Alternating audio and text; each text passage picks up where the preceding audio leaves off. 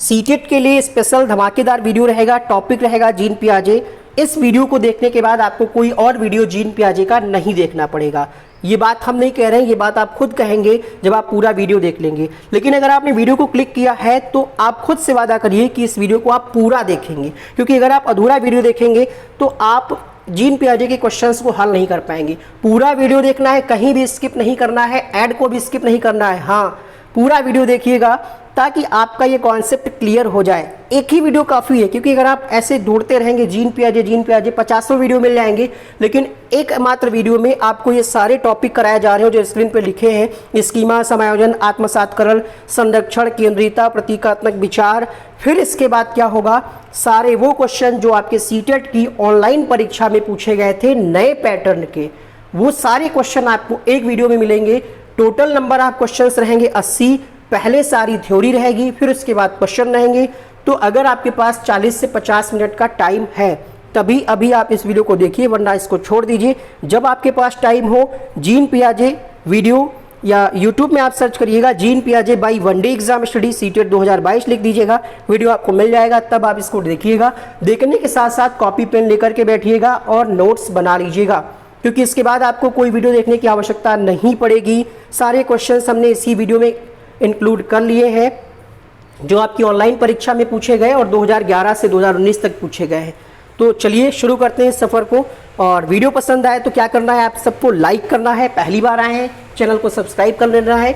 बाल विकास में 30 में 30 लाना है, ये हम सब ने ठाना है। तो अगर 30 में 30 लाने हैं, सीरीज फॉलो करिए। आज आपको जीन पियाजे का वीडियो मिल रहा है। नेक्स्ट टॉपिक आपका वाइगोत्स्की, नई शिक्षा नीति, हार्वर्ड गार्डनर, जितने भी टॉपिक से प्रश्न पूछे जाते हैं ऐसे ही एक ही वीडियो में कंप्लीट थ्योरी और कंप्लीट क्वेश्चन मिलेंगे। तब मिलेंगे जब आप कमेंट करेंगे। कमेंट में भर दीजिए कि हाँ आपको ये चीज़ चाहिए तो चाहिए।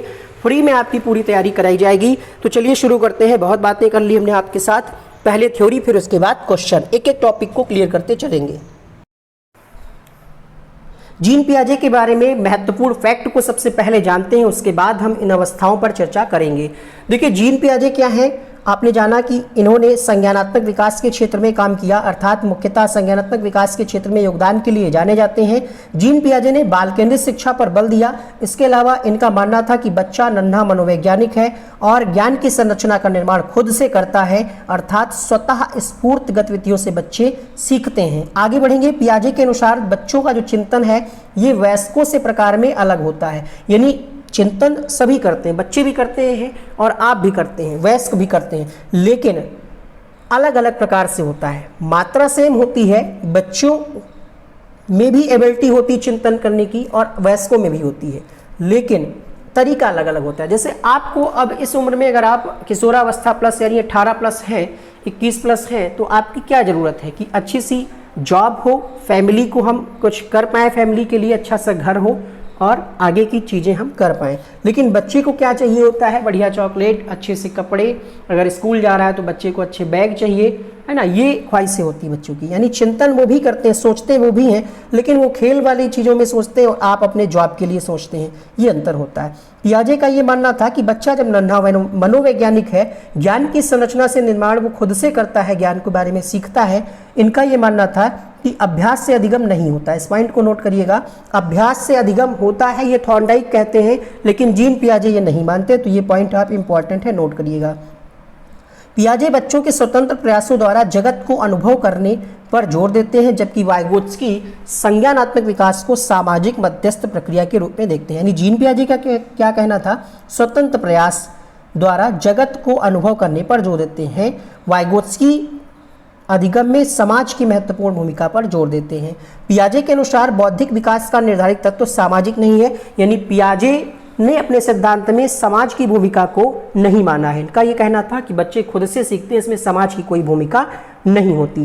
पियाजे के अनुसार बच्चे में संज्ञानात्मक विकास सांकेतिक भाषा का पूर्वगामी है, यानी चिंतन भाषा का निर्धारण करता है। यानी जीन पियाजे का ये मानना था कि बच्चे में पहले चिंतन आएगा फिर भाषा आएगी, अर्थात पहले संज्ञानात्मक विकास होगा बच्चे में, फिर भाषा का विकास होगा। इसीलिए कहा गया कि संज्ञानात्मक विकास जो है ये सांकेतिक भाषा विकास का पूर्वगामी है। जीन पियाजे के अनुसार बच्चे में क्या आता है, पहले विचार आता है। विचार को हम संज्ञान भी कह सकते हैं, अधिगम भी कह सकते हैं, डिपेंड करेगा कि ऑप्शन में क्या दिया गया है, ठीक है। और बाद में भाषा का विकास बाद में होता है, जबकि वाइगोत्स्की क्या कहते थे कि पहले भाषा आती है और बाद में विचार आता है। ये चीज़ आप ध्यान रखिएगा। मौखिक संवाद जो बच्चे अपने आप से करते हैं उन्हें जीन पियाजे क्या कहते हैं, ईगोसेंट्रिक स्पीच यानी अहम केंद्रित वार्ता कहते हैं। और इसी चीज़ को वाइगोत्स्की ने प्राइवेट स्पीच यानी व्यक्तिगत वार्ता, निजी वार्ता कहा है, ठीक है। सबसे पहले हम बात करेंगे स्कीमा होता क्या है और स्कीम्स क्या है। देखिए स्कीमा क्या है, ये एक जन्मजात प्रवृत्ति होती है, यानी ये चीज़ें बच्चे को जन्म से ही मिल जाती हैं। इनको अगर हम समझें तो मानव के दिमाग में जो पहले से स्टोर चीज़ें होती हैं उन्हीं को हम स्कीमा कहते हैं। उनका प्रयोग करके बच्चा या हम और आप किसी विषय के प्रति एक धारणा यानी कॉन्सेप्ट बनाते हैं, इसी को स्कीमा कहते हैं।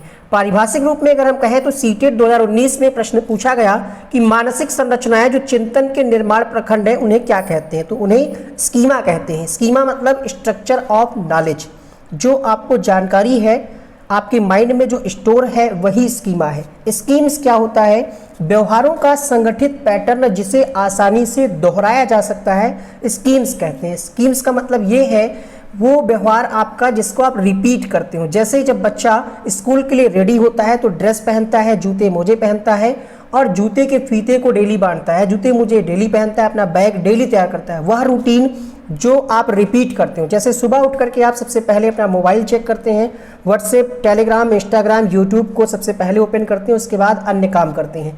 अर्थात ये चीज़ें जो आप रिपीट कर रहे हैं ये स्कीम्स हैं। आई होप आपको स्कीम्स और स्कीमा में अंतर समझ में आ गया होगा। स्कीमा क्या है, स्ट्रक्चर ऑफ नॉलेज। स्कीम्स क्या है, वो पैटर्न जिनको आप रिपीट करते हो, दोहराते हो। अब हम बात करें यहाँ पर संक्रिया क्या है। ये शब्द जो होते हैं ये आपकी परीक्षा के जो प्रश्न होते हैं उसमें लिखे होते हैं, आप समझ नहीं पाते हैं कि है क्या। संक्रिया का मतलब यह है किसी क्रिया को दोहराना, अर्थात किसी वस्तु को तोड़कर फिर से पहले जैसा बनाने की कोशिश करना। ये हमने क्यों बताया आपको, क्योंकि कई बार एक क्वेश्चन आया था कि एक बच्चा खिलौने को तोड़ करके पहले जैसा बनाने का प्रयास कर रहा है, तो ये क्या कर रहा है, तो एक संक्रिया हो गई, ठीक है। किसी वस्तु को तोड़ करके फिर से पहले जैसा बनाने की कोशिश करना, इसको संक्रिया कहते हैं। मूल प्रवृत्त्यात्मक व्यवहार क्या होते हैं, मूल प्रवृत्त्यात्मक व्यवहार वो व्यवहार होते हैं जो बच्चे को जन्म से मिलते हैं। जैसे बच्चे का जन्म होता है तो वो रोता है, चीखता है, अंगूठे को मुंह में डालकर चूसता है अंगूठे को, और कुछ क्रियाएं ऐसी होती हैं जो बच्चे में जन्मजात होती हैं, उन्हीं को हम मूल प्रवृत्त्यात्मक व्यवहार कहते हैं। वस्तु स्थायित्व क्या होता है, वस्तु स्थायित्व को हम इंग्लिश में क्या कहते हैं, ऑब्जेक्ट परमानेंस। ये किस अवस्था की विशेषता है, इसकी बात हम करेंगे अगली स्लाइड में। यहाँ पर हम देखते हैं जिसमें चीज़ें अस्तित्व से गायब नहीं होती, दृष्टि में ना होने पर भी, अर्थात वस्तु के ना दिखने पर भी लगना कि वस्तु यहीं कहीं आसपास है। वस्तु स्थायित्व की अवधारणा को समझने से बच्चों को ये समझ विकसित होती है कि वस्तुओं का तब भी अस्तित्व रहता है जब उन्हें देखा और छुआ नहीं जा सकता। तो वस्तु स्थायित्व आप समझ गए होंगे क्या होता है, वस्तु के ना दिखने पर भी ये लगना कि वस्तु है। जैसे आपने मोबाइल को रखा, छोटा बच्चा है मोबाइल को खेल रहा है, मुश्किल से 1 या 2 साल का बच्चा है, मोबाइल को आप मोबाइल चला रहे हैं और मोबाइल बच्चे को दे देते हैं, उसके बाद ले लेते हैं, कहते हैं लो कौवा ले गया, या गायब कर देते हैं। उससे लेने के चक्कर में उसको झूठ बोल देते हैं, फिर भी बच्चे को लगता है कि यहीं कहीं होगा फ़ोन आसपास, वो ढूंढता है आसपास। ये होता है वस्तु स्थायित्व। अर्थात इसका मतलब ये हुआ कि वस्तु के ना होने पर भी लगना कि यहीं कहीं आसपास वस्तु है, वस्तु स्थायित्व कहलाता है।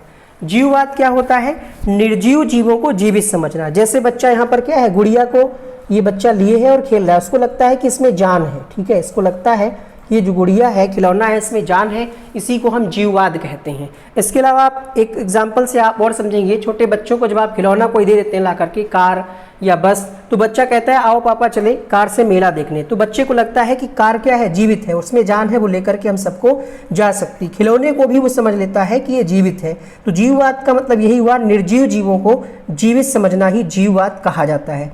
आगे बढ़ते हैं अगली स्लाइड पे। इसको हम परिभाषा के रूप में अगर समझें तो बच्चे को यह कल्पना के लिए प्रेरित करता है कि खिलौने जीवित प्राणी हैं और चाहते हैं, मतलब बच्चे को लगता है कि खिलौने क्या है, जीवित प्राणी हैं, और वो उनसे बात करें, चले, बैठे और खड़े हों, जैसा कहते हैं ऐसा करें, ऐसा लगता है बच्चे को, इसी को कहते हैं जीववाद। जैसे बच्चा गुड़िया से बात करता है और उन्हें खिलाता है, कहता लाओ इसको खाना खिला दें पापा, है ना। क्रमबद्धता क्या होता है, तो किसी विशेष आयाम जैसे लंबाई या वजन के साथ वस्तु का क्रम निर्धारित की करने की क्षमता को ही क्रमबद्धता कहते हैं। जैसे कई सारी पेंसिल्स हैं, तो अगर आप बच्चे से कहें क्रम से लगाना है तो ये हो गया क्रमबद्धता। अब आपको आगे जो विशेषताएं बताएंगे तब आपको कंफर्म होगा कि कौन सी अवस्था किस विशेषता से संबंधित है। अपलटावी, अनुत्क्रमणशीलता, अविलोमिता क्या होता है? गिनती, अक्षर, ऊंचाई, लंबाई, इसके मूल रूप पर बच्चा वापस नहीं आ पाता है। जैसे बच्चा जोड़ तो लेगा कि 5 और 4 मिला करके 9 हो गए, लेकिन इसके अगर कह दो कि कितने कितने जोड़े हैं वापस बताओ, तो ये वापस नहीं बता पाएगा कि 4 5 भी 9 हो सकता है। अनुकूलन क्या है? इसको हम कहते हैं एडेप्टेशन। ठीक है, वातावरण के अनुसार अपने आप को ढालना अनुकूलन कहलाता है। अनुकूलन के 2 पार्ट हैं। जीन पियाजे ने 2 पार्ट में इसको डिवाइड किया, एक को कहा एसिमिलेशन, एक को कहा एकमेंडेशन यानी समायोजन। आइए जानते हैं आत्मसातकरण क्या होता है। आपका जो स्कीमा होता है, एक लाइन में आप समझिएगा इस बात को, इस परिभाषा को हम बता देंगे, एक लाइन में समझिएगा। स्कीमा में नई जानकारी को जोड़ना आत्मसातकरण कहलाता है, अर्थात पूर्व ज्ञान को नए ज्ञान के साथ जोड़ना आत्मसातकरण कहलाता है, यानी नई सूचनाओं को अपने मौजूदा ज्ञान में शामिल करना है। जैसे आपको पता है कि 4 छोटा बच्चा होता है, उसको पता होता है कि जो 4 टांग वाला होता है और सफ़ेद होता है, कुत्ता होता है। ठीक है, फिर आगे चला बच्चा तो उसने देखा है काला है बिल्कुल उसी तरीके का, तो उसने अपनी स्कीमा में ऐड कर लिया कि काला कुत्ता भी हो सकता है, भूरा भी हो सकता है ना। ये क्या है? जानकारी में उसने अपनी ऐड कर लिया। लेकिन थोड़ी देर बाद वो बच्चा आगे चला तो उसको दिखाई पड़ा कि बिल्कुल वैसे ही है, 4 टांग भी है, सफ़ेद भी है, लेकिन वो क्या था? वो कुत्ता नहीं था, वो बिल्ली थी। अब यहाँ पर बच्चे को अपने स्कीमा में बदलाव करना पड़ेगा कि 4 टांग वाला कुत्ता तो होता ही होता है, इसके साथ बिल्ली भी होती है, तो उसको अपने स्कीमा में संशोधित करना पड़ेगा, बदलाव करना पड़ेगा। ठीक है, समायोजन का मतलब क्या है? स्कीमा में बदलाव करना, संशोधित करना या रूपांतरित करना ही समायोजन कहलाता है। अब आप समझ पाए, आत्मसातकरण यानी एसिमिलेशन, यानी दी गई जानकारी में चीज़ों को ऐड करना आत्मसातकरण। समायोजन का मतलब है स्कीमा को रूपांतरित, संशोधित, बदलाव करना या मॉडिफिकेशन करना। साम्य धारण क्या होता है? साम्य धारण का मतलब होता है आत्मसातकरण और समायोजन के बीच जो बैलेंस बनाए रखने की अवस्था है उसको साम्य धारण कहते हैं। इससे बहुत कम प्रश्न आता है, इससे प्रश्न बहुत आता है, आत्मसातकरण और समायोजन। जैसे एक प्रश्न है, नवीन जानकारी को शामिल करने के लिए वर्तमान स्कीमा में बदलाव की प्रक्रिया को क्या कहते हैं? तो आप उत्तर करेंगे समायोजन, क्योंकि यहाँ पर बदलाव की बात कही जा रही है, इसको एकमेंडेशन कहते हैं। आगे बढ़ेंगे, हम जानेंगे विकेंद्रीकरण क्या है। किसी वस्तु या चीज के बारे में वस्तुनिष्ठ या वास्तविक ढंग से सोचने की क्षमता को विकेंद्रीकरण कहते हैं। प्रारंभ में बालक में क्षमता नहीं होती, बल्कि यह किसी वस्तु या चीज के बारे में आत्म केंद्रित ढंग से बच्चा सोचता है। अब हम बात करेंगे केंद्रीकरण की। केंद्रीकरण क्या है? जब बच्चा, देखिए यहाँ पर अंतर है, केंद्रीकरण अलग है, विकेंद्रीकरण अलग है। ठीक है, अंतर आपको समझाएंगे यहाँ पर हम। केंद्रीकरण का मतलब क्या होता है? सेंट्रेशन, यानी बच्चा केवल एक विशेषता पर ध्यान दे।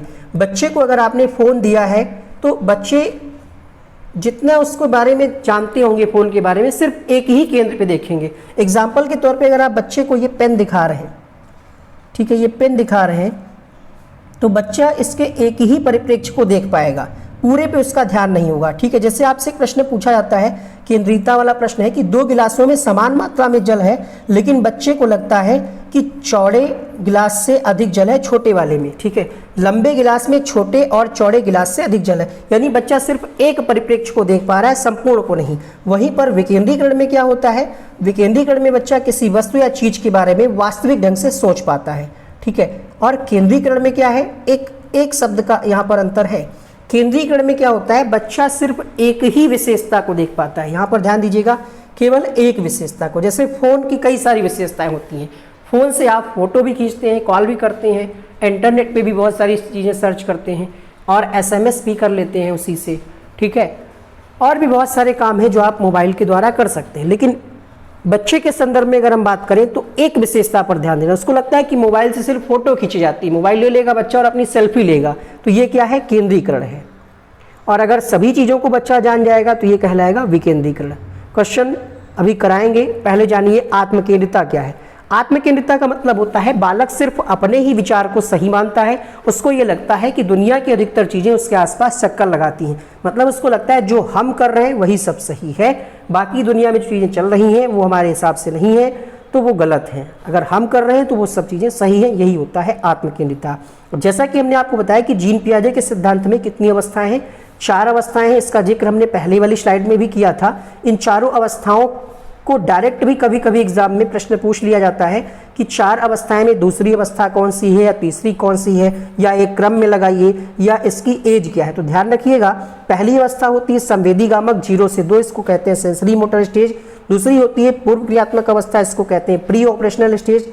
तीसरी होती है मूर्त क्रियात्मक अवस्था, इसको कहते हैं कॉन्क्रिएट ऑपरेशनल स्टेज अर्थात मूर्त क्रियात्मक अवस्था। चौथी होती है औपचारिक क्रियात्मक अवस्था, जो होती है 11 वर्ष से 15 वर्ष तक। अब इनकी एक एक विशेषता को समझेंगे, सबसे ज्यादा प्रश्न यहीं से पूछे जाते हैं। आपकी स्क्रीन पर यहाँ पर संवेदी पेशी अवस्था पहली अवस्था है, इसकी क्या विशेषता है, इस अवस्था में बच्चा कैसे सीखता है। बच्चे की जो एज होगी वो लगभग 24 माह यानी 2 वर्ष होगी, और इसमें बच्चा कैसे सीखता है, अपनी ज्ञानेंद्रियों के माध्यम से सीखता है।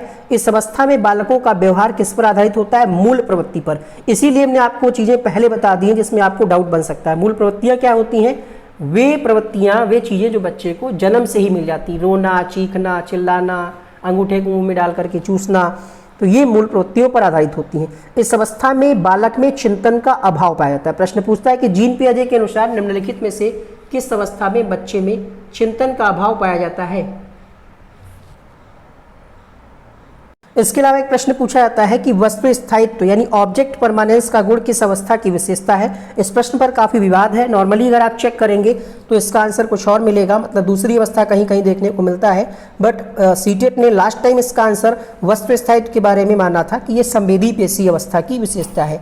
वस्तु स्थायित्व क्या होता है, यानी बच्चा अपने दिमाग में वस्तुओं की छाप बनाना शुरू कर देता है, जिसमें वह छिपी वस्तुओं को भी ढूंढ लेता है, इसी को कहते हैं वस्तु स्थायित्व। तो ये विशेषताएं आप समझ गए। पहली अवस्था की क्या है, इसमें बच्चा ज्ञानेंद्रियों के माध्यम से सीखता है, इसमें बच्चे का व्यवहार मूल प्रवृत्ति पर आधारित होता है, चिंतन का अभाव पाया जाता है और वस्तु स्थायित्व का गुण। सभी लोग कॉपी में इस अवस्था की हेडिंग डालिए, पहली अवस्था, और लिखिए कि ज्ञानेंद्रियों के माध्यम से बच्चा सीखता है, व्यवहार मूल प्रवृत्ति पर आधारित होता है, चिंतन का अभाव और वस्तु स्थायित्व का गुण पाया जाता है। ये 4 हेडिंग लिखिएगा।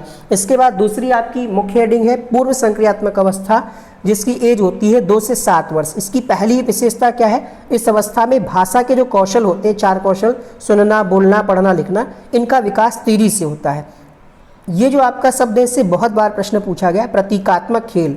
प्रतीकात्मक खेल क्या है, ये अवस्था है आपकी 2 से 7 वर्ष, जिसको कहते हैं पूर्व संक्रियात्मक अवस्था की ये विशेषता है।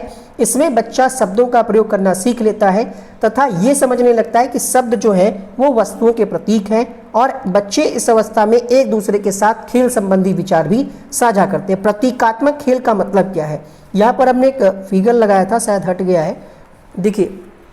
प्रतीकात्मक खेल का मतलब ये हुआ कि जैसे आप बच्चे से कहते हैं बस, तो उसके माइंड में प्रतीक आ जाता है बस का। जैसे आप कहें साइकिल, तो उसके माइंड में साइकिल आ जाएगा। अगर आप कहेंगे स्कूटी या स्कूटर, यानी जो भी चीज़ें आप नाम लेते हैं, रेलगाड़ी कहते हैं, तो उसके माइंड में प्रतीक बन जाता है उस चीज़ों का। अर्थात यहाँ पर बच्चे में थोड़ा थोड़ा क्या हो जाता है, प्रतीकात्मक खेल का विकास हो जाता है शुरुआत में, और बच्चा शब्द और उनके वस्तुओं के प्रतीकों को समझने लगता है। ठीक है, अब सामने उसके नहीं है हाथी, लेकिन अगर आपने कहा एलिफेंट, तो उसके माइंड में प्रतीक बन जाएगा हाथी का। ये किस अवस्था की विशेषता है, ये 2 से 7 वर्ष दूसरी अवस्था की विशेषता है। यह क्रिया करने की पहले की अवस्था है। इसमें क्या कहा गया है, पूर्व संक्रियात्मक, यानी क्रिया करने की पहले की अवस्था है। इसमें बच्चा सामने आने वाली चीज़ों को देख पाएगा, समझ पाएगा, लेकिन कोई क्रिया नहीं कर पाएगा। पूर्व संक्रियात्मक यानी क्रिया करने से पहले की अवस्था है। इस अवस्था की विशेषता क्या है, इसमें बच्चे में लक्ष्य निर्देशित व्यवहार पाया जाता है। लक्ष्य निर्देशित मतलब गोल डायरेक्टेड बिहेवियर, मतलब अगर बच्चे को खाना खाना है तो वो अपने आप लेकर के 5-6 साल का बच्चा ले लेगा। लेकिन अगर इसकी पहली वाली स्टेज की बात करें तो उसको बच्चे को आपको खुद खाना खिलाना पड़ेगा, चम्मच से, या अगर दूध पीता है तो उसको बोतल से, या जैसे भी खुद करना पड़ेगा। लेकिन इस अवस्था में लक्ष्य निर्देशित व्यवहार की क्षमता आ जाती है, यानी बच्चा कुछ कार्यों को अपने आप कर लेता है। जीववाद क्या होता है, जैसा कि हमने आपको बताया, सजीव और निर्जीव वस्तुओं में अंतर नहीं कर पाता है। तो अगर आपसे पूछ ले कि किस अवस्था की विशेषता है ये जीववाद, तो यहाँ पर आपको ध्यान देना है, बच्चे कंफ्यूज हो जाते हैं। बच्चों को लगता है कि जीववाद की ये विशेषता है, लेकिन इस अवस्था में बच्चा अंतर नहीं कर पाता, यानी ये विशेषता जीववाद जो है ये इसकी नहीं है। ध्यान दीजिएगा इस चीज़ को, क्योंकि यहाँ पर बच्चा सजीव और निर्जीव में तो अंतर ही नहीं कर पा रहा है। जीववाद का मतलब है कि बच्चे को अंतर कर पाए। तो ये विशेषता है आपकी किसकी, अगली स्टेज की है। अहम केंद्रित क्या होता है? जब बच्चा ये सोचना शुरू कर देता है कि जो वो कर रहा है वो सब ठीक है। यहाँ पर बच्चे में आपलटावी, संरक्षण और क्रमबद्धता का अभाव पाया जाता है। ये प्रश्न पूछा जाता है, ठीक है। संरक्षण का अभाव का मतलब क्या हुआ? संरक्षण का मतलब ये है कि मूल आकृति में थोड़ा सा परिवर्तन कर देने पर पुरानी आकृति को भूल जाना। जैसे हमने यहाँ पर क्या बनाया? हमने यहाँ पर बनाया P, ठीक। अब हमने क्या किया? ये मूल आकृति है, ये मूल आकृति है P। अब हमने इसमें थोड़ा सा परिवर्तन कर दिया, यानी ये क्या बन गया? आप ठीक से अगर देखेंगे, ऐसे ये P था और इसमें हमने ये नीचे वाली लाइन ऐड कर दी, अब ये बन गया B। एक और एग्जाम्पल से समझिएगा, ये मूल अवस्था थी, ये मूल अवस्था थी किसी चित्र की, मूल आकृति थी। इसमें हमने क्या किया? एक डंडी और जोड़ दी, ये क्या बन गया? E। लेकिन अब बच्चे से अगर हम कहें कि इसको पुरानी आकृति पे लाओ, तो वो नहीं समझ पाएगा कि अगर ये डंडी हटा देंगे या यहाँ से ये हटा देंगे तो पुरानी आकृति आ जाएगी। यानी इस अवस्था में बच्चे में संरक्षण का अभाव होता है। किस अवस्था में? दूसरी अवस्था में। दूसरी अवस्था का नाम क्या है? पूर्व संक्रियात्मक अवस्था। एज क्या होती है? 2 से 7 वर्ष। ध्यान दीजिएगा, लक्ष्य निर्देशित व्यवहार की क्षमता इस अवस्था में आ जाती है। जीववाद यानी बच्चा सजीव और निर्जीव वस्तु में अंतर नहीं कर पाता। प्रश्न आपसे ऐसे पूछेगा कि किस अवस्था में बच्चा सजीव और निर्जीव वस्तुओं में अंतर नहीं कर पाता, तो आप क्या उत्तर करेंगे? पूर्व संक्रियात्मक अवस्था में। किस अवस्था में बच्चे में संरक्षण का अभाव पाया जाता है? आपका उत्तर क्या होगा? पूर्व संक्रियात्मक अवस्था। अब बात करेंगे यहाँ पर आपलटावी क्या होता है। आपलटावी का मतलब ये होता है, इसमें बच्चा वस्तुओं, संख्याओं आदि को उलटना पलटना नहीं सीखता है। जैसे 6 4 10 होता है, बच्चे को पता है, लेकिन ये नहीं जानता है बच्चा कि 4 + 6 करेंगे तब भी 10 ही आएगा, अर्थात आपलटावी गुण, ठीक है। उलटना पलटना नहीं जानता, उसको बस ये पता है कि अगर 2 2 4 होता है तो ही 2 है, मतलब 3 1 4 ये बच्चा नहीं समझ पाता है, ऐसा कहना है आपलटावी गुण का। एग्जाम्पल से समझा रहे हैं, ठीक है।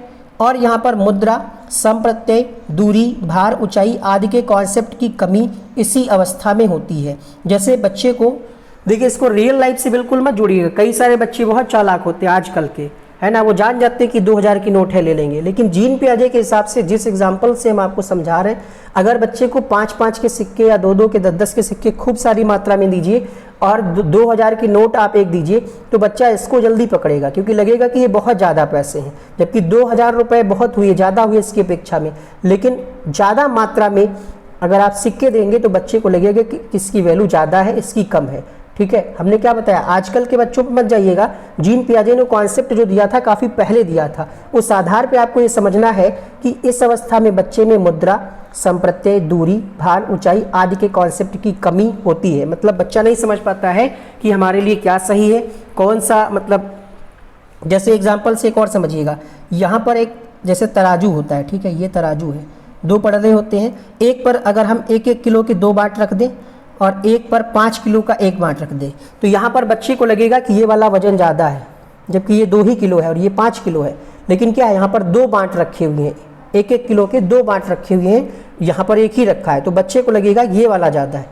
यही जो है कमी जो होती है, भार की, ऊंचाई की कमी, इसी को कहते हैं। अब ये सब गुण कब आ जाएंगे? अगली अवस्था में ये सब गुण आ जाएंगे बच्चे में। केंद्रीकरण, जैसा कि हमने आपको बताया कि किसी एक विशेषता पर ध्यान देता है बच्चा।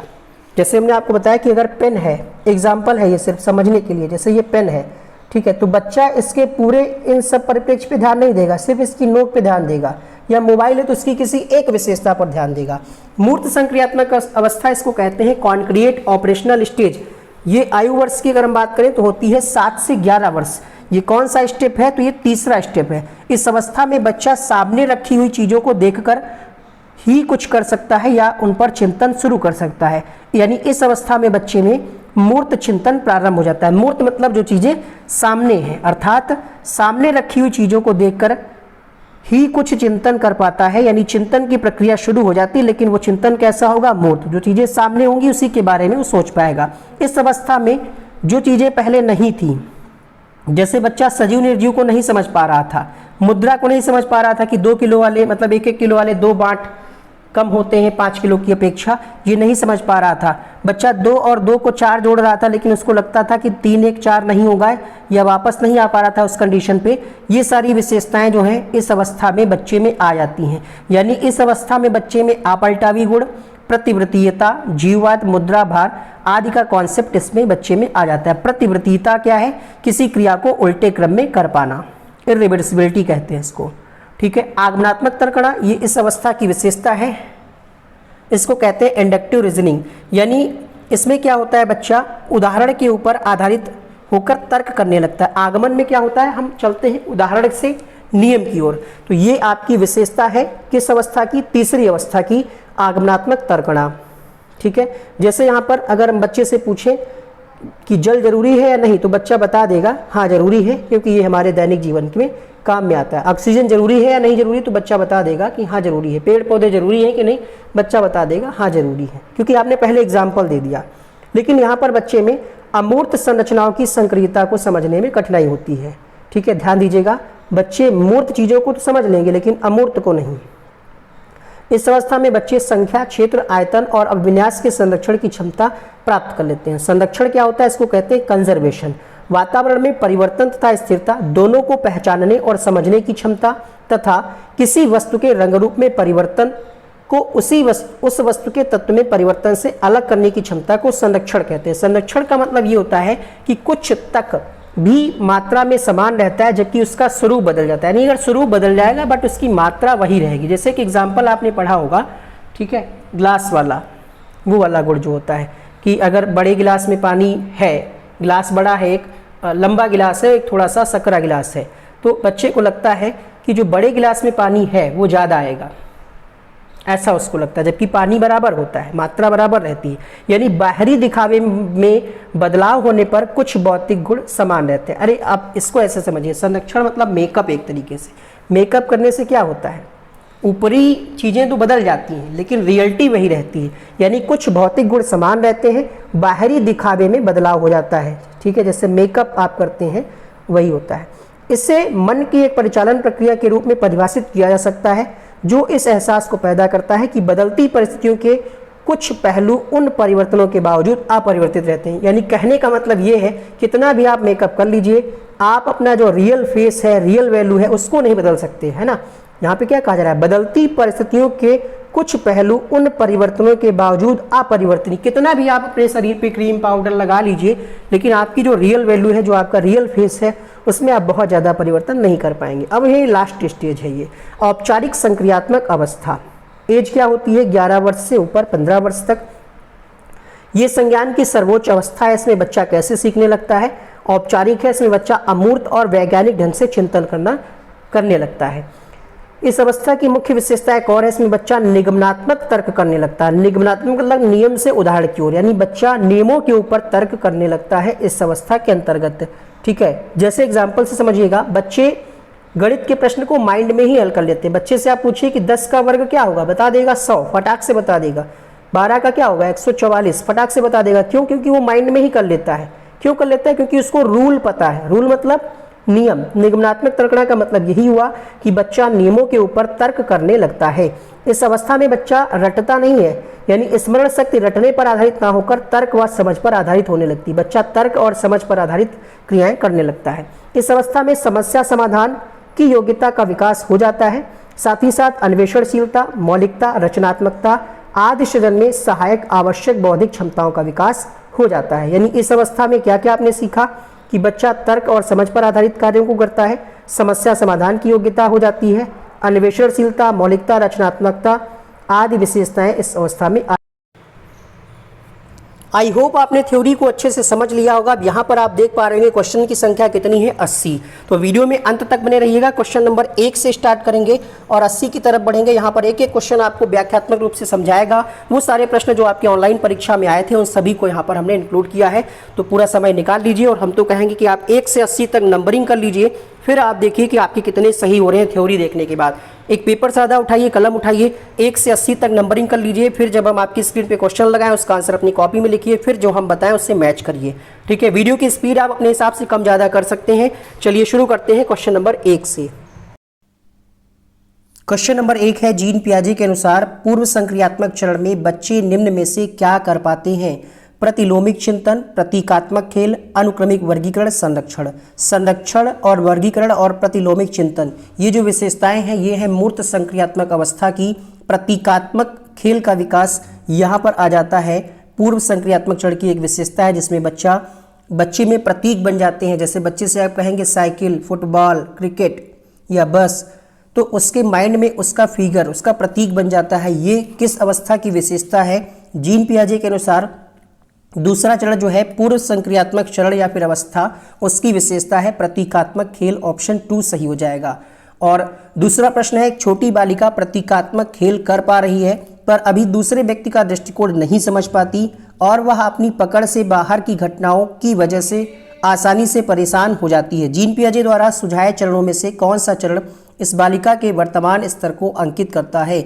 सेम प्रश्न है, बस यहाँ पर थोड़ा सा घुमा करके लेंथी प्रश्न बना दिया गया है। प्रतीकात्मक खेल किस अवस्था की विशेषता है? आपने जाना पूर्व संक्रियात्मक अवस्था की विशेषता है, तो इसका आपका दूसरा विकल्प सही हो जाएगा। पियाजे के सैद्धांतिक दृष्टिकोण से नई सूचनाओं को अपने मौजूदा ज्ञान में शामिल करने को क्या कहते हैं? समायोजन, समाजीकरण, आत्मसातकरण या फिर संगठन? देखिए, हमने आपको बताया कि स्कीमा में जब हम जानकारी को ऐड करते हैं तो इसको कहते हैं आत्मसातकरण। तो यहाँ पर आपका उत्तर हो जाएगा प्रश्न संख्या 3 के लिए आत्मसातकरण, इसको हम कहते हैं एसिमिलेशन। ठीक है, अगर आपसे प्रश्न पूछता कि सूचनाओं को अपने मौजूदा ज्ञान में संशोधित करने की प्रक्रिया, तब आप लगाते समायोजन। समाजीकरण क्या होता है? तो समाज के द्वारा जो नियम कानून बनाए गए हैं, जो मापदंड बनाए गए हैं, उनके अनुसार खुद को ढालना, अनुकूलन करना ही समाजीकरण होता है। बढ़ेंगे प्रश्न संख्या 4 की तरफ। मीरा अब शब्दों का प्रयोग करने लगी है तथा यह समझने लगी है कि शब्द वस्तुओं के प्रतीक हैं। ठीक है, शब्द जैसे हमने बताया घोड़ा, तो बच्चे के माइंड में घोड़े का प्रतीक बन जाता है, बस का प्रतीक बन जाता है। अब तर्क करने लगी है परंतु प्रत्यक्षों का संरक्षण और क्रमबद्धता नहीं कर पाती, तो ये किस अवस्था में है? देखिए, संरक्षण और क्रमबद्धता का अभाव है, यानी ये तो मूर्त संक्रियात्मक अवस्था के अंतर्गत होता है। अगर बच्चे में संरक्षण और क्रमबद्धता आ जाता है तो ये मूर्त संक्रियात्मक हो जाता है। लेकिन कह क्या रहा, शब्द वस्तुओं के प्रतीक, यानी उसके अंदर प्रतीकात्मक जो कॉन्सेप्ट है वो क्लियर हो चुका है। ये अवस्था है आपकी पूर्व संक्रियात्मक, जिसको हम कहते हैं 2 से 7 वर्ष। ऑप्शन यहाँ पर पहला सही हो जाएगा। अगला प्रश्न, अगर यहीं पर प्रश्न में पूछता कि संरक्षण और क्रमबद्धता का गुण आ जाता है तो ये किस अवस्था की विशेषता हो जाती, तो आपका उत्तर हो जाता ये मूर्त संक्रियात्मक अवस्था। इस प्रश्न में आपसे सिर्फ ये पूछा जा रहा है कि जो प्रतीकात्मक खेल का विकास है ये किस अवस्था के अंतर्गत आएगा, तो ये आपका पहला विकल्प सही हो जाएगा। प्रश्न संख्या 5, निम्नलिखित में से कौन सा विकास सिद्धांत इस बात का समर्थन करता है कि बच्चे में संज्ञानात्मक विकास सांकेतिक विकास का पूर्वगामी है? यानी कौन सा सिद्धांत ये कहता है कि बच्चे में पहले संज्ञान होता है फिर भाषा आती है? ऑप्शन है पियाजे का संज्ञानात्मक, वाइगोत्स्की का सामाजिक सांस्कृतिक, एरिक्सन का, बेंडूरा का। तो बेंडूरा और एरिक्सन में भाषा पर ऐसी कोई बात नहीं कही है। उत्तर होगा यहाँ पर पियाजे का संज्ञानात्मक विकास का सिद्धांत, क्योंकि इनका ये मानना था कि बच्चे में पहले विचार या चिंतन आता है, उसके बाद भाषा आती है। उसी बात को यहाँ पर कहा जा रहा है कि जो सांकेतिक भाषा है वो संज्ञानात्मक विकास जो है वो सांकेतिक भाषा विकास का पूर्वगामी, यानी बच्चे में पहले संज्ञानात्मक विकास होगा फिर भाषा आएगी, ये मानते हैं जीन पियाजे। प्रश्न संख्या 6, जीन पियाजे के सिद्धांत में वर्तमान स्कीमा द्वारा परिवेश को समझ पाने की असमर्थता के कारण एक नए स्कीमा की रचना क्या कहलाता है? क्वेश्चन नंबर 6 कह रहा है वर्तमान स्कीमा द्वारा परिवेश को समझ पाने की असमर्थता, यानी जो स्कीमा है उसको बच्चा नहीं समझ पा रहा है और एक नई स्कीमा की रचना कर रहा है, तो इसको हम क्या कहेंगे? इसको कहेंगे समायोजन, क्योंकि हम नया कुछ बना रहे हैं, मॉडिफिकेशन कर रहे हैं, अपनी जानकारी में चीज़ों को बदल रहे हैं, कुछ नया कर रहे हैं, तो उसको हम कहते हैं समायोजन यानी एकमेंडेशन। अगर उसी स्कीमा में जानकारी को जोड़ा जाता तो आत्मसातीकरण हो जाता, बट यहाँ पर नए स्कीमा का निर्माण, इसलिए इसका उत्तर हो जाएगा समायोजन। पियाजे के अनुसार कौन सा संप्रत्यय कार्यरूप सूचना को संगठित और प्रतिपादित करता है? प्रश्न संख्या 7, व्याख्यात्मक प्रतिदर्शक, स्कीमा, अग्रिम संगठन या फिर संवेदी मुद्रक? कौन सा संप्रत्यय कार्यरूप सूचना को संगठित करता है? यानी हमने आपको बताया था कि स्कीमा क्या है, स्कीमा में आपकी सूचनाओं का एक संगठन है, वही होता है कॉन्सेप्ट, यानी नॉलेज ऑफ, कह सकते हैं हम स्ट्रक्चर ऑफ नॉलेज। ठीक है, यानी सूचनाओं का जो संग्रह है वो क्या कहलाता है? स्कीमा कहलाता है। इसका दूसरा विकल्प सही हो जाएगा। 9 वर्षीय लीला ने घटनों के संग्रह को उनके नाम के अनुसार किया कि उसने सभी समूहों को एक किया, उनके छेदों के आधार पर दोबारा वितरित किया। जीन पियाजे के संज्ञानात्मक विकास के सिद्धांत के अनुसार लीला विकास के किस चरण पर है? अब क्वेश्चन में ही इन्होंने लिख दिया है 9 वर्षीय, तो आपको पता होगा कि पहली अवस्था होती है 0 से 2, दूसरी होती है 0 से 2 वाली कौन सी होगी? ये वाली, और 2 से 7 वाली कौन सी होगी? ये वाली, 7 से 11 कौन सी होगी, ये वाली। तो 7 और यहाँ पर 9 वर्ष की है, तो ये मूर्त संक्रियात्मक अवस्था की विशेषता हो जाएगी, ज़्यादा आपको टेंशन ही नहीं लेना। वैसे भी आप जानते हैं क्रमबद्धता और वर्गीकरण और संरक्षण का जो गुण है वो मूर्त संक्रियात्मक अवस्था की विशेषता है, तो इसका तीसरा विकल्प सही हो जाएगा। जब बच्चे अपने अनुभवों को अपने वर्तमान स्कीमा में समाहित करते हैं तो इसको कहते हैं आत्मसातीकरण, समायोजन, केंद्रीयता या फिर संरक्षणता। वर्तमान स्कीमा में समाहित कर रहे हैं, चीज़ों को ऐड कर रहे हैं, जोड़ रहे हैं, तो इसको कहते हैं आत्मसातीकरण। पियाजे के संज्ञानात्मक विकास सिद्धांत के अनुसार प्रतिवृत्तीयता यानी किसी क्रिया को उल्टे क्रम में कर पाना किस चरण की बुनियादी उपलब्धि है। Question number 10। तो ये पहली अवस्था की विशेषता तो है नहीं, प्रतिवृत्तीयता ये विशेषता है आपकी किस अवस्था की, ये है मूर्त संक्रियात्मक चरण की विशेषता। यहाँ पर आपका तीसरा ऑप्शन सही हो जाएगा। जो आप पढ़ते हैं क्रमबद्धता, ठीक है, एक पढ़ते हैं आप इरिवर्सिबिलिटी, वही वाले जो गुण हैं ये मूर्त संक्रियात्मक अवस्था की विशेषता है। संरक्षण, यहाँ पर आपका उत्तर हो जाएगा ऑप्शन नंबर 3। भाषा एवं चिंतन के संदर्भ में जीन पियाजे के अनुसार निम्न में से कौन सा कथन सही है। चिंतन भाषा का निर्धारण करता है। भाषा और चिंतन दोनों स्वतंत्र प्रक्रिया है, दोनों आंतरिक प्रवृत्तियां हैं। भाषा चिंतन का निर्धारण करती है। देखिए जीन पियाजे क्या कहते हैं, बच्चे में पहले चिंतन आ जाता है, तो हम ये बात कह सकते हैं कि चिंतन जो है वो भाषा का निर्धारण करता है, यानी पहले चिंतन आ गया फिर भाषा आई, तो चिंतन भाषा का निर्धारण करता है। 2 गिलासों में समान मात्रा में जल है, परंतु अनु सोचती है कि लंबे गिलास में छोटे और चौड़े गिलास से अधिक जल है। ऐसे समझिएगा, यहाँ पर बच्चे के पास 2 गिलास है, ठीक है, और एक लंबा गिलास है कुछ इस तरीके का, और ये क्या है, चौड़ा गिलास है, कुछ इस तरीके का गिलास है, चौड़ाई ज़्यादा है। लेकिन क्या लगता है अनु को, अनु सोचती है कि लंबे गिलास में, इस वाले गिलास में ज़्यादा जल है। अगर क्वांटिटी की बात करें तो दोनों में ही 200 ml है, लेकिन अनु को ऐसा लगता है कि इसमें ज़्यादा है। क्यों? क्योंकि ये लंबा है। अब अनु की सोच का आधार क्या है? प्रश्न संख्या 12। क्योंकि अनु जो है एक ही केंद्र पर, मतलब एक ही परिप्रेक्ष्य को यहाँ पर देख पा रही है, इस गुण को हम कहते हैं केंद्रीयता। परिपक्वता नहीं कहते, क्रमबद्धता नहीं कहते, संरक्षण भी नहीं कहते, इसको कहते हैं केंद्रीयता। क्वेश्चन नंबर 12 के लिए आपका तीसरा विकल्प सही हो जाएगा। एक बच्चा सिर्फ मूर्त वस्तुओं के साथ ही समस्याओं का समाधान कर पाता है, उसकी समस्या समाधान की ये विशेषता किस स्तर के अंतर्गत आती है? प्रश्न संख्या 13 की अगर हम बात करें तो यहाँ पर क्वेश्चन में ही आंसर है मूर्त वस्तुओं के साथ ही समस्याओं का समाधान कर पा रहा है, अर्थात ये अवस्था हो जाएगी मूर्त संक्रियात्मक अवस्था। एक बच्चे ने ये मानसिक विचार बना लिया है कि वे सभी जीव जिनके पंख हैं उड़ सकते हैं और वे पक्षी हैं, यानी जितने भी उड़ने वाले हैं उनको ये पक्षी, उसका कॉन्सेप्ट बच्चे का बन चुका है। फिर कह रहा तत्पश्चात उसने एक चित्र में पुस्तिका में एक चमगादड़ देखा और उसे स्तनधारी कहने के बजाय पक्षी कहा, ठीक है, पक्षी हो कहा। इस स्थिति में ज्ञान निर्माण की इस प्रक्रिया को क्या कहते हैं? क्वेश्चन नंबर 14 देखिए, बच्चे ने ये कॉन्सेप्ट बनाया कि जितने भी जिसके पंख होते हैं उड़ सकते हैं वो पक्षी हैं। उसके में बच्चे में अभी स्तनधारी का कॉन्सेप्ट क्लियर नहीं है, यानी उसने अपनी जानकारी में चीज़ों को ऐड किया है, कोई बदलाव नहीं किया है कि जो उड़ सकते हैं वो स्तनधारी भी हो सकते हैं। तो यहाँ पर ये कॉन्सेप्ट कहलाएगा समावेशन। अगर यही यहाँ पर वो बदलाव कर ले, स्तनधारी को भी समझ जाए, तो ये स्कीमा में बदलाव हो जाएगा, तब समायोजन हो जाएगा। लेकिन बच्चे ने क्या किया है, बच्चे ने जो कॉन्सेप्ट बनाया है बस उसी को फॉलो किया है, उसमें कोई बदलाव नहीं किया है। जितने भी उड़ने वाले लोग हैं, मतलब जितने भी पक्षी, जिनके जितने पंख हैं, सभी जीव, उनको इन्होंने कहा है पक्षी। तो यहाँ पर आपका समावेशन उत्तर हो जाएगा।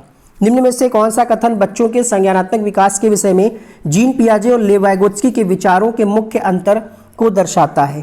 क्वेश्चन नंबर 15 ध्यान से पढ़िएगा। पहला है, पियाजे बच्चों के स्वतंत्र प्रयासों द्वारा जगत को अनुभव करने पर जोर देते हैं, जबकि वाइगोत्स्की संज्ञानात्मक विकास को सामाजिक मध्यस्थ प्रक्रिया के रूप में देखते हैं। दूसरा है, बच्चों को सक्रिय जीव के रूप में देखते हैं, वाइगोत्स्की उन्हें वातावरण द्वारा नियंत्रित। तो नियंत्रित वाली ये बात गलत हो जाएगी, ठीक है। पियाजे के अनुसार बच्चे अपने मार्गदर्शन के लिए स्वयं से बात करते हैं, जबकि वाइगोत्स्की के लिए बच्चे आत्मकेंद्रिता, यहाँ पर उल्टा दिया गया है, ठीक है। तो यहाँ पर पहला ऑप्शन सही हो जाएगा। पियाजे बच्चों के स्वतंत्र प्रयासों द्वारा जगत को अनुभव करने पर जोर देते हैं, जबकि वाइगोत्स्की संज्ञानात्मक विकास को सामाजिक मध्यस्थ प्रक्रिया के रूप में देखते हैं। समायोजन घटित होता है जब बच्चे अपने अनुभवों को वर्तमान स्कीमा में सम्मिलित करने के लिए उनका रूपांतरण करते हैं। बच्चे अपने वर्तमान स्कीमाओं में परिवर्तन करके नए अनुभवों के अभिप्राय को समझते हैं। बच्चे अपनी स्कीमाओं को असंबंधित खंडों में बांट देते हैं। बच्चे अपने मूर्त अनुभवों की जगह अमूर्त विषयों पर ध्यान केंद्रित करते हैं। समायोजन कब घटित होता है? प्लीज़ आप सभी लोग, जितने भी लोग इस वीडियो को देख रहे हैं, कमेंट करके जरूर बताइएगा ये वीडियो कैसा लगा, क्योंकि इस वीडियो को बनाने में क्वेश्चंस का कलेक्शन करने में कम से कम हम आपको टाइम बताएंगे तो आप कहेंगे यकीन नहीं करेंगे, क्योंकि ये क्वेश्चन किसी किताब में नहीं मिले हैं।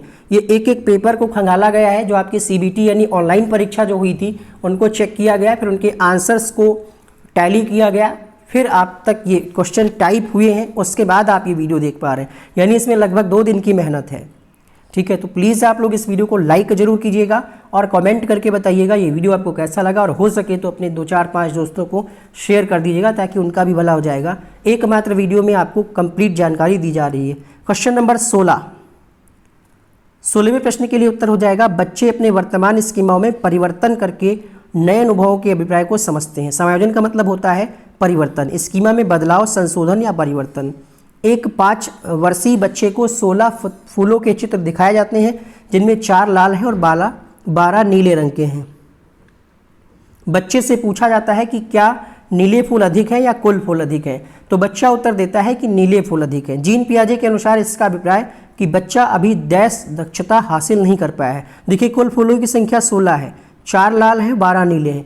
बच्चे से पूछा जाता है कि क्या नीले फूल अधिक है या फिर कुल, यानी नीले की संख्या 12 है, कुल की संख्या 16 है, लेकिन बच्चा क्या कहता है, नीले फूल अधिक है, यानी 16 वाला अधिक नहीं बता पा रहा है। अर्थात बच्चे में किस चीज़ की कमी है, यही तो आपसे प्रश्न पूछा जा रहा है। बच्चे में श्रेणीबद्ध वर्गीकरण की कमी है। बच्चा एक साथ दोनों को नहीं देख पा रहा है, बस उसको एक ही पक्ष दिख रहा है। यहाँ पर वर्गीकरण का अभाव है। अगर चीज़ों को बच्चा यहाँ पर समझ ले, ऐड कर ले, तो वो समझ जाएगा कि हाँ 16 वाले जो कुल हैं वो ज़्यादा हैं। वो सिर्फ इन दोनों को देख रहा है, 4 और 12 को देख रहा है, इनको नहीं देख रहा है। 4 12 में उसको लग रहा है कि 12 ज़्यादा है, इसलिए 12 ज़्यादा हो जाएंगे। तो ये जो है वर्गीकरण का अभाव है यहाँ पर आपका दूसरा ऑप्शन सही हो जाएगा। वर्गीकरण का अभाव है, दक्षता हासिल नहीं कर पाया है, यानी वर्गीकरण का अभाव है। अगर स्टेज पूछ लेता तो ये आपकी हो जाती पूर्व संक्रियात्मक अवस्था। जीन पियाजे के अनुसार बच्चे द्वारा संरक्षण संबंधी समस्याओं का समाधान निकालने की योग्यता तार्किकता के किन आधारभूत पहलुओं पर निर्भर करती है। क्वेश्चन नंबर 18 के लिए उत्तर हो जाएगा, कह रहा है बच्चे द्वारा संरक्षण संबंधी समस्याओं का समाधान निकालने की तार्किक योग्यता, यानी बच्चे को अगर संरक्षण संबंधी कोई समस्या है तो उसका समाधान कैसे निकलेगा। उसके लिए आपको विकेंद्रीकरण और प्रतिवर्तीयता इन पहलुओं पर निर्भर करेगा। ठीक है, विकेंद्रीकरण का मतलब है कि अगर कोई चीज़ या वस्तु है तो इसके सभी पक्षों पर ध्यान दिया जाए, है ना।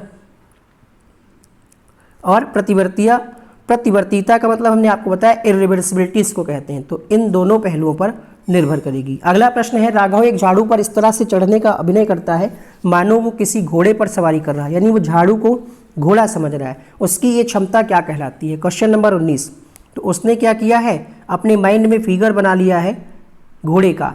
तो ये क्या है, सांकेतिक प्रस्तुतिकरण है। जैसे हमने आपको बताया था प्रतीकात्मक विचार का विकास, तो वही वाली ये विशेषता है, झाड़ू को घोड़ा समझ करके वो चढ़ रहा है। पियाजे के अनुसार विकास के किस काल में बालक वस्तुओं के लिए प्रतीकों का इस्तेमाल करने लगते हैं और तार्किक मानसिक समझ उभरने लगती है। क्वेश्चन नंबर 20, प्रतीकों का इस्तेमाल। बहुत बार ये वाला प्रश्न पूछा गया, प्रतीक वाला, तो अब आपको भूलना नहीं चाहिए ये प्रश्न। ऑप्शन ए सही हो जाएगा। अगला प्रश्न देखिएगा, अपने लंबे मगर कम चौड़े गिलास में नींबू पानी की स्तर की ओर इशारा करते हुए सारा अपनी बहन को चिढ़ाती है कि उसके पिताजी ने उसे ज़्यादा नींबू पानी दिया है। उसकी बहन किसी भी तरह की प्रतिक्रिया नहीं देती है, क्योंकि उसने अपने माता पिता को उसके गिलास से सारा के गिलास में नींबू डालते हुए देखा और वह जानती है कि दोनों गिलासों में नींबू की मात्रा एक समान है। इस संदर्भ में सारा क्या प्रदर्शित करती है। देखिए, दोनों में मात्रा समान है, लेकिन एक बच्ची को लग रहा है, ठीक है, कि जो चौड़ा गिलास है उसमें कम है और जो लंबा गिलास है उसमें ज़्यादा है। लेकिन सारा को तो ये बात पता है कि दोनों में मात्रा समान है, क्योंकि उसने अपने पिताजी को गिलास में नींबू पानी डालते हुए देखा है। अब यहाँ पर सारा क्या संदर्भित करती है, कोई जीववाद वाली बात तो है नहीं कि निर्जीव को जीव समझ रहा है। ठीक है, क्वेश्चन नंबर 21 में कोई क्रमबद्धता वाली बात भी नहीं है। इस गुण को कहते हैं केंद्रीकरण। जब बच्चा एक ही पक्ष को देख पाता है तो उसको कहते हैं केंद्रीकरण। ठीक है, तो यहाँ पर आपका ए ऑप्शन सही हो जाएगा। सिर्फ बच्चा यहाँ पर लंबाई को देख रहा है, मात्रा को नहीं देख रहा है। सिर्फ बच्चा क्या कर रहा है, लंबाई को देख रहा है और मात्रा को नहीं देख रहा है, एक पक्ष पर ध्यान दे रहा है। इस विशेषता को कहते हैं केंद्रीकरण।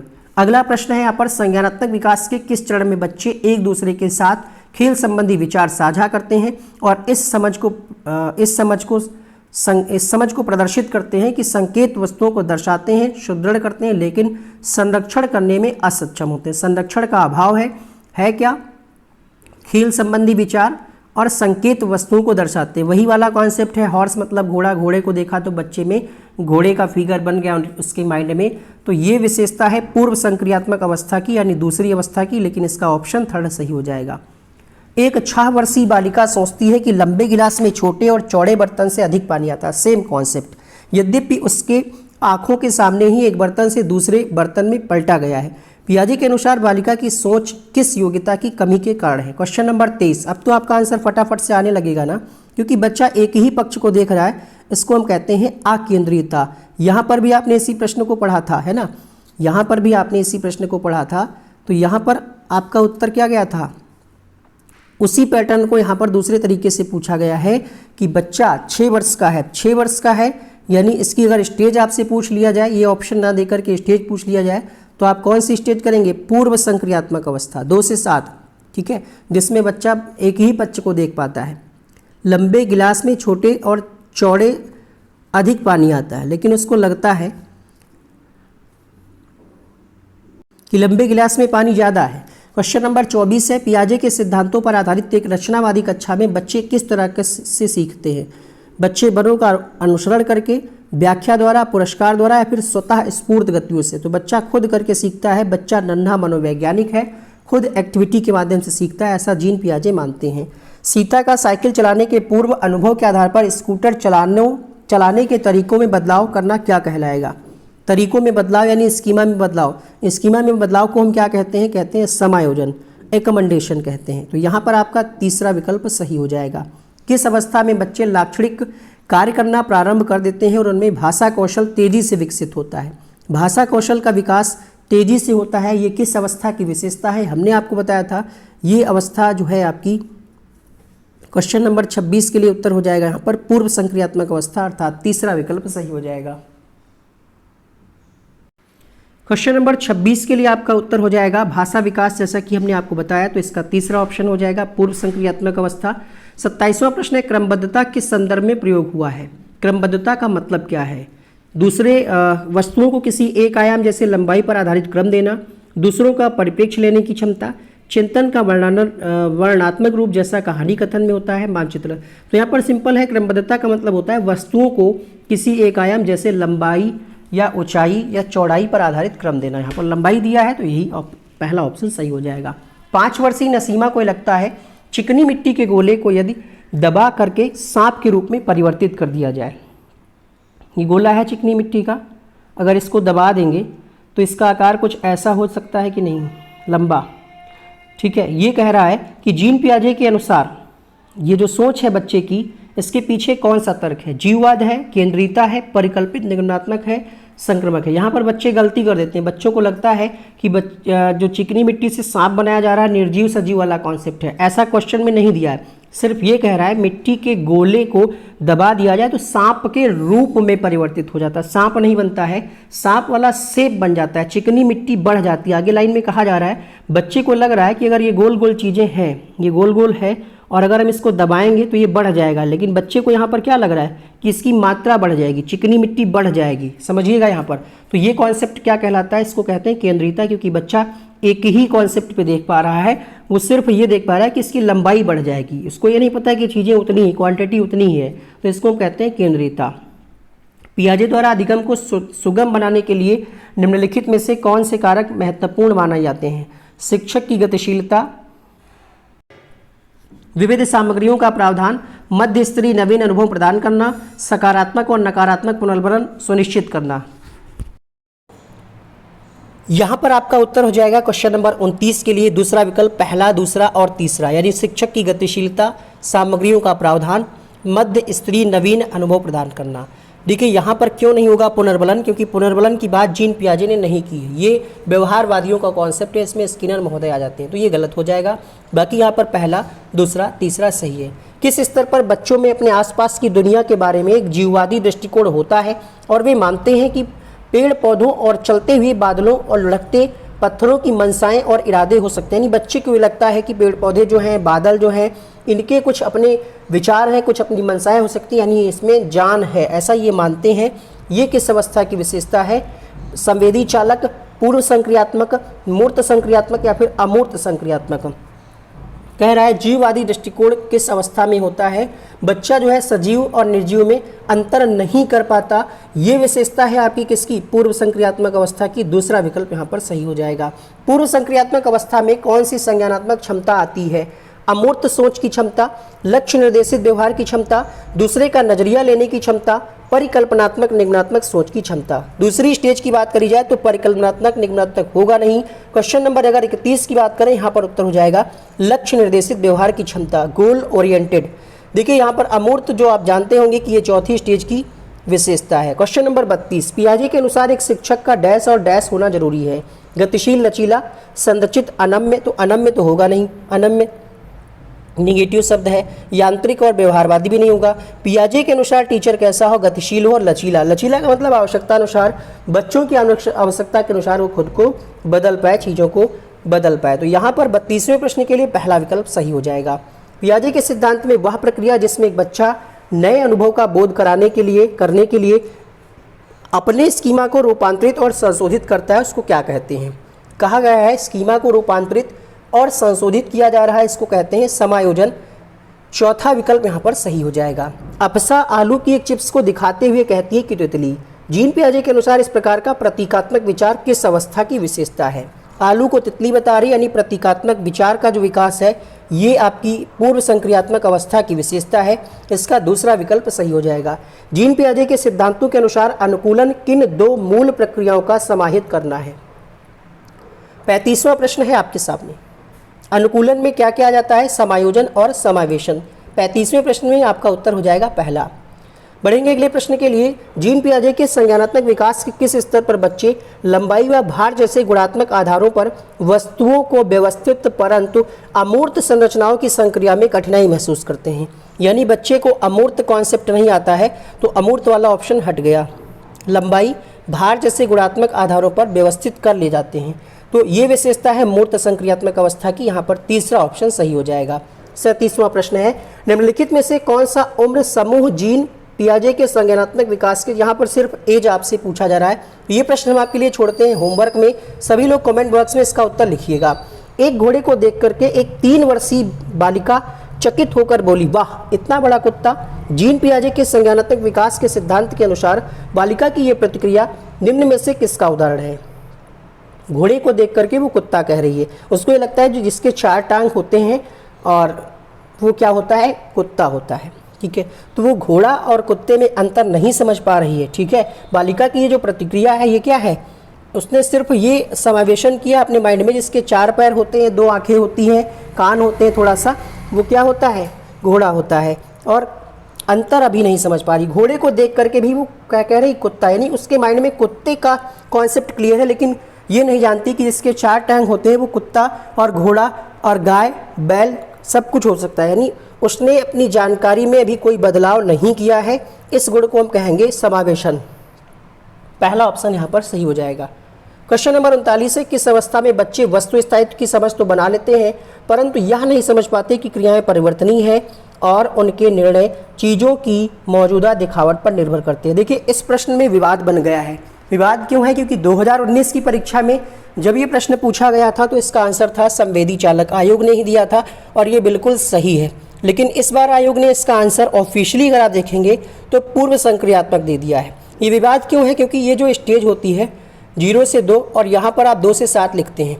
बच्चे में जो ये गुण आता है वस्तु स्थायित्व, तो ये आता है 18 से 24 माह में। ठीक है, तो अगर देखा जाए 24वां माह यहाँ भी होगा, यहाँ भी होगा, इसलिए ये विवाद की स्थिति है। ऐसा कई क्वेश्चन में होता है। फिलहाल अब डिपेंड करेगा आयोग पर कि आगे अगली बार जब पूछते हैं तो क्या आंसर मानते हैं।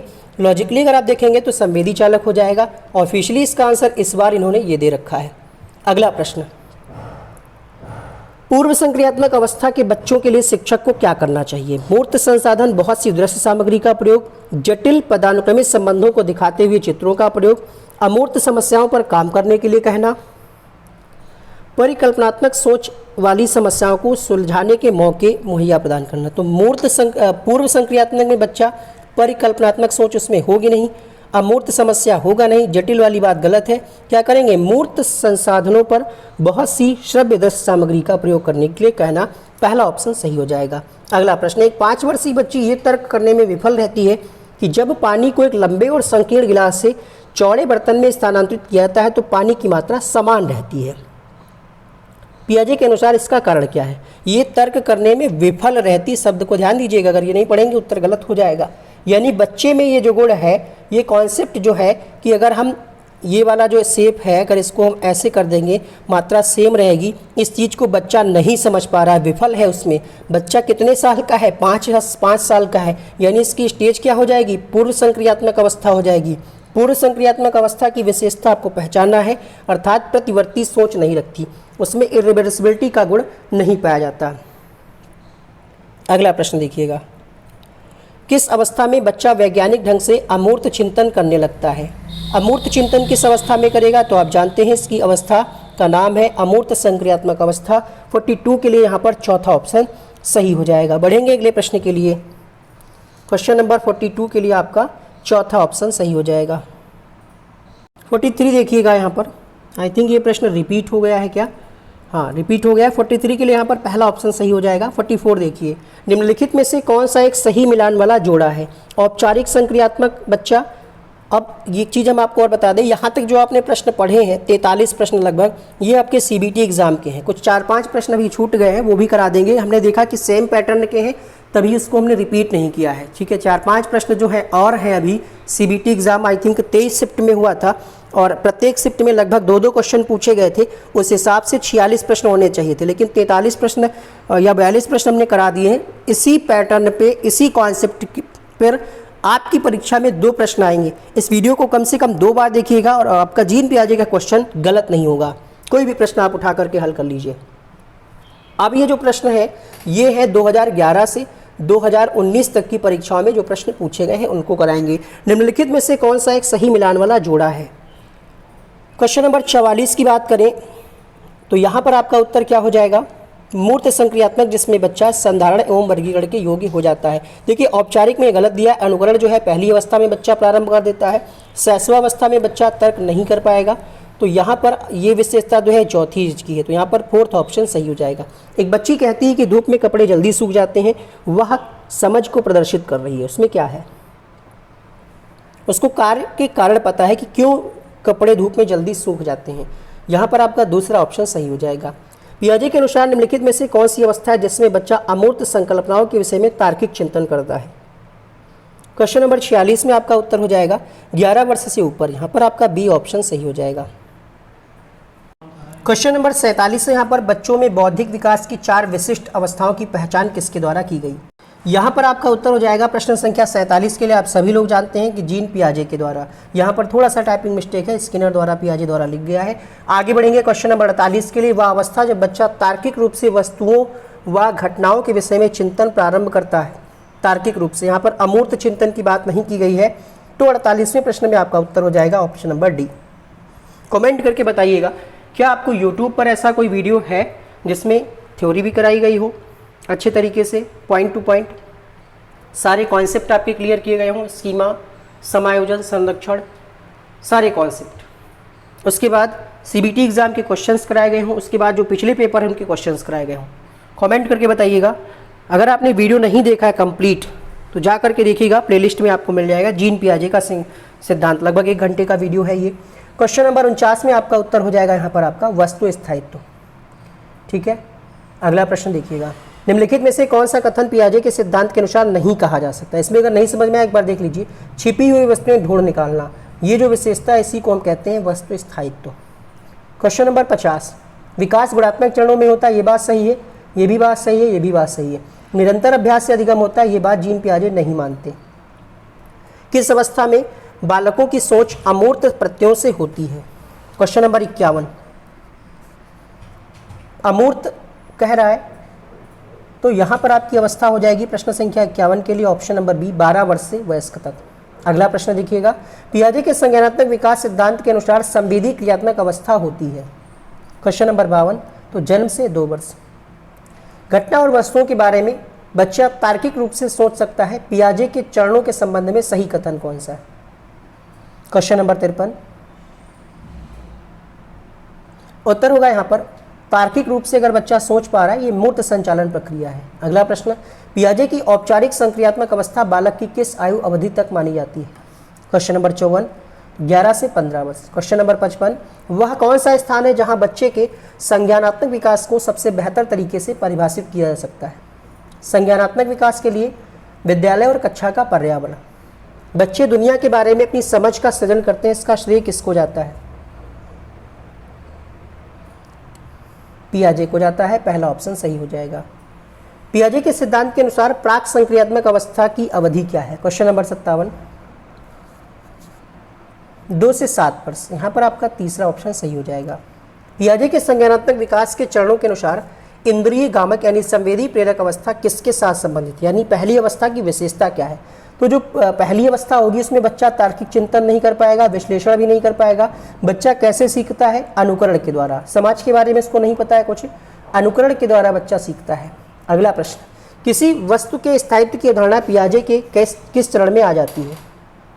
वस्तु स्थायित्व का गुण है जो बच्चे में संवेदी गामक चरण में आ जाता है, ऑब्जेक्ट परमानेंस। पियाजे मुख्यतः डैश के योगदान के लिए जाने जाते हैं। क्वेश्चन नंबर 60 उत्तर होगा यहाँ पर संज्ञानात्मक विकास के लिए। क्वेश्चन नंबर 61 बालकों की सोच अमूर्तता की अपेक्षा मूर्त अनुभवों एवं प्रत्ययों से होती है, ये अवस्था कौन सी है? यानी मूर्त अनुभवों एवं प्रत्ययों से होती है। अपेक्षा मतलब इसको भूल जाइए क्योंकि अपेक्षा लिखा हुआ है ना। तो क्वेश्चन नंबर 61 में आपका उत्तर हो जाएगा 7 से 11 वर्ष, तीसरी अवस्था।